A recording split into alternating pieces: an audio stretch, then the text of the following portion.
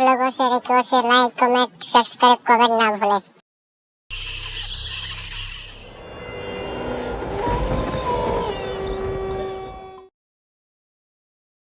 अहियापुर वैसे तो बहुत खुशहाल गांव है, पर जैसे जैसे होली का त्योहार नजदीक आता है, इस गांव में दहशत फैलने लगती है। दहशत भोली वाली भूतनी की।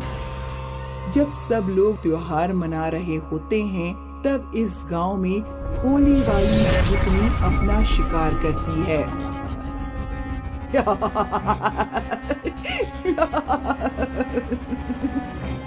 सब लोग होली मनाने में मगन थे।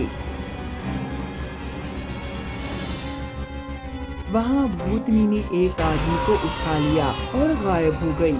जब लोगों को पता चला, तब तक बहुत देर हो चुकी थी। आपने मेरे पति को देखा क्या? भैया, तुमने देखा? आपने तो देखा होगा। किसी ने मेरे पति को नहीं देखा। लगता है वो होली वाली भूतनी मेरे पति को उठा ले गई है। और तुरंत ही त्योहार का माहौल मातम में बदल जाया करता था। ये सिलसिला कई सालों से चल रहा है। अब गांव के लोग होली मनाना ही भूल गए हैं। बरखा काकी, होली आने वाली है। हाय दैया, फिर से उस भूतनी का कहर गांव वालों पे बरसेगा।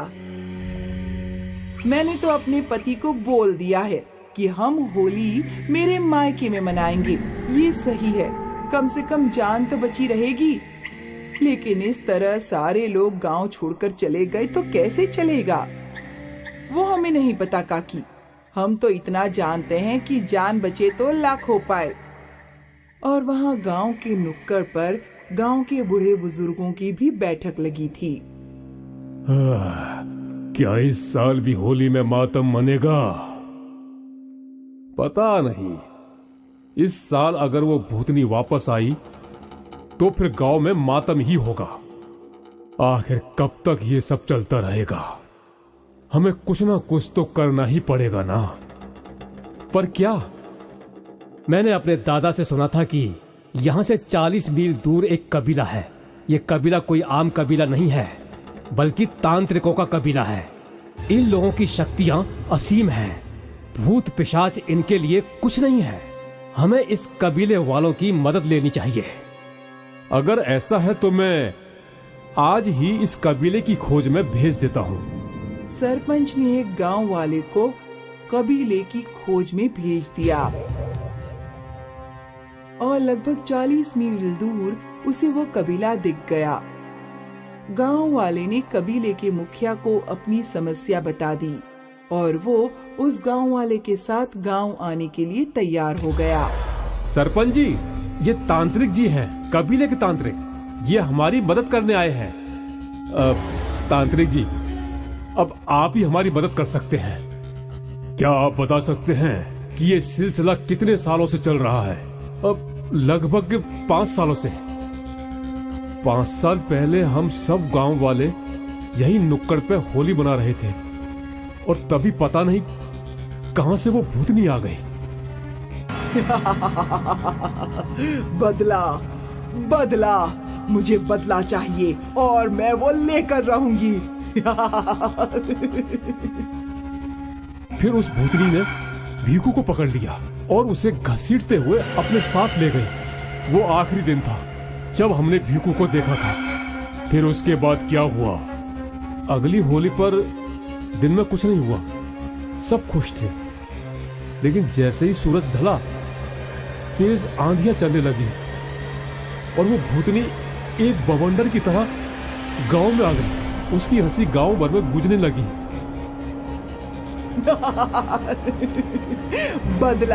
मुझे बदला चाहिए।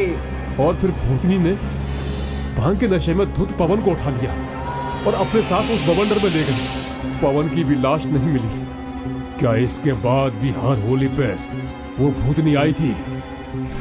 हाँ, अब तक 5 लोग गायब हैं। पता नहीं उनके साथ वो भूतनी क्या करती है। आपकी बातों से तो लग रहा है कि वो बदला ले रही है, पर गांव वालों से क्यों? ये उस भूतनी को यहाँ बुलाकर पूछना पड़ेगा। आप कुछ भी कीजिए, पर हमें उस भूतनी से मुक्ति दिलवाई है। मुझे उन 5 लोग जो गुमशुदा हैं, उनके कपड़े या इस्तेमाल की हुई चीजों की जरूरत पड़ेगी। मैं अभी सब इकट्ठा करवाता हूँ। और सूरज ढलने से पहले तांत्रिक ने अपनी पूजा शुरू कर दी। उसने नुक्कड़ के पेड़ के पास एक सितारा बनाया, जिसके बीच में अग्नि कुंड स्थापित कर दिया। गुमशुदा लोगों की चीजें उस घेरे के भीतर रख दी गई और फिर तांत्रिक मंत्रों का जाप करने लगा।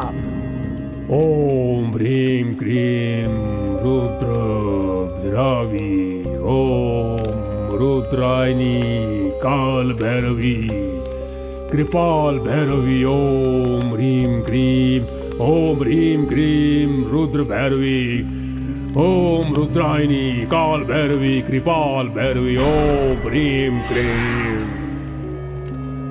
तांत्रिक के मंत्रों के साथ हवाओं ने अपना रुख बदला। वो तेज हो गई। सारे गांव वाले डरे हुए थे, लेकिन तांत्रिक ने अपना जाप जारी रखा। ओम ह्रीं क्रीं रुद्र भैरवी, ओम रुद्रायणी काल भैरवी कृपाल भैरवी, ओम ह्रीं क्रीं। और फिर एक चीख के साथ, मुझे क्यों बुलाया? मुझे क्यों बुलाया? अरे ये तांत्रिक, तेरी मौत आ गई है जो मुझसे पंगा ले रहा है। चला जा यहाँ से। मैं जाने के लिए नहीं आया हूँ, बल्कि इन भोले भाले गांव वालों को तेरे कहर से बचाने आया हूँ। भोले भाले? इनमें से कोई भी भोला भाला नहीं है। सब नीच हैं, पापी हैं। ऐसा इन गांव वालों ने क्या गुनाह कर दिया? गुनाह? पाप किया है इन लोगों ने? पाप? मेरी जिंदगी बर्बाद कर दी इन गांव वालों ने। मेरा नाम काया था। मैं बगल वाले गांव में रहती थी। मैं अपने माता पिता की लाडली थी। मुझे चोट भी लग जाए तो मेरे पापा सारा घर सिर पर उठा लेते थे। जाया, देखो गुड़िया को चोट लगी है, डॉक्टर को बुलाओ। देखो देखो कितना खून निकल रहा है। कहाँ कुछ है, छोटी सी खरोंच तो है। मैं हल्दी का लेप लगा देती हूँ, अभी ठीक हो जाएगी। छोटी सी खरोंच पर भी मेरे पापा परेशान हो जाते थे। मेरी एक सहेली इस गांव की थी, इसलिए मैं इस गांव में अक्सर उससे मिलने आती थी। काया, इस बार होली में घर जरूर आना। नहीं रे, होली तो मैं माँ पापा के साथ ही मनाऊंगी। उनके साथ मना लेना, फिर आना। वैसे भी तू तो जानती है कि कुछ महीनों में मेरी शादी हो जाएगी। ये होली मैं तेरे साथ मनाना चाहती हूँ। पता नहीं फिर कब मौका मिले। ठीक है, मैं आ जाऊंगी, पर दोपहर को आऊंगी। तेरी मर्जी, जब मन करे तब चली आना। और अपनी सहेली की खुशी के लिए होली के दिन मैं अपने गांव से इस गांव की तरफ चलने लगी। गांव की सीमा पर ही 4 आदमी खड़े थे। उन सभी के चेहरे रंग से रंगे हुए थे। मैंने उन सबको देखा, पर फिर मैं आगे चल पड़ी। लेकिन वो चारों आदमी मेरा पीछा करने लगे। मैं डर गई और तेज चलने लगी। पर फिर उन आदमियों ने मुझे घेर लिया। वो जोर जोर से हंस रहे थे। कहाँ जा रही हो जाने मन? इतनी भी जल्दी क्या है? थोड़ी हमारे साथ भी होली खेल लो। मुझे जाने दो, मुझे मेरे घर जाना है। मेरे पापा मेरा इंतजार कर रहे होंगे। छोड़ देंगे, तुम्हें अपने घर छोड़ देंगे, लेकिन पहले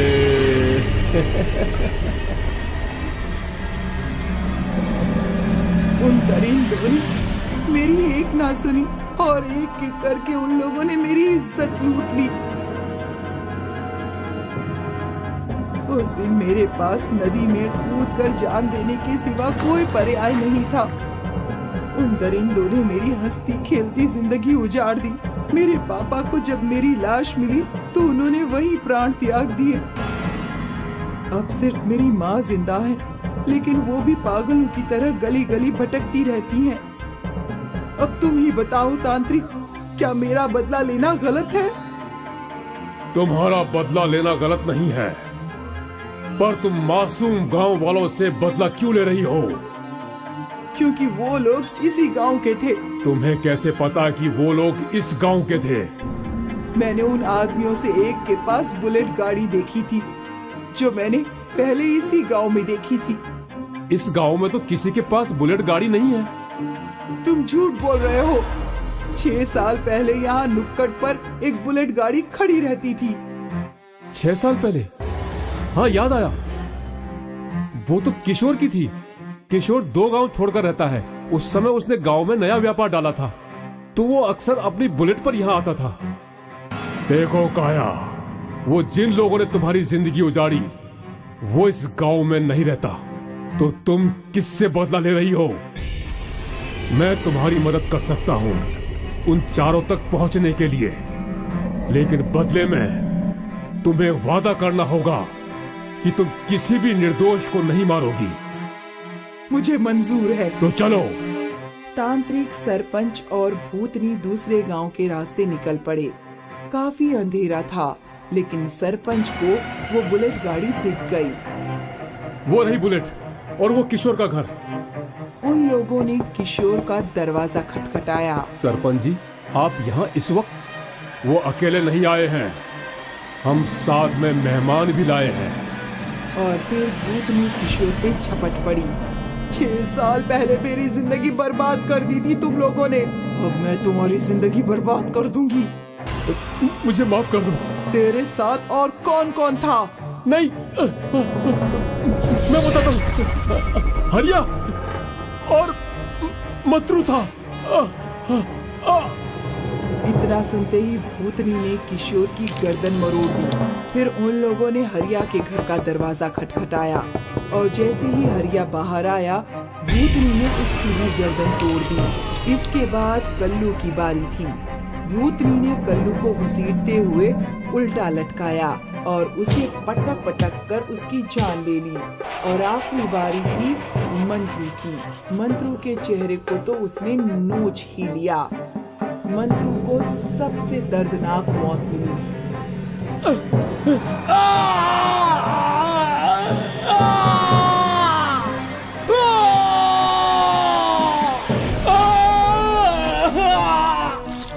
अब तुम्हारा बदला पूरा हो गया है।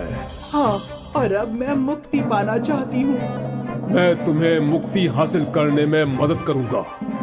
तांत्रिक ने काया की मुक्ति की पूजा की, और काया इस दुनिया को छोड़कर हमेशा के लिए चली गई। और फिर कभी इस गांव में होली वाली भूतनी का जिक्र नहीं हुआ।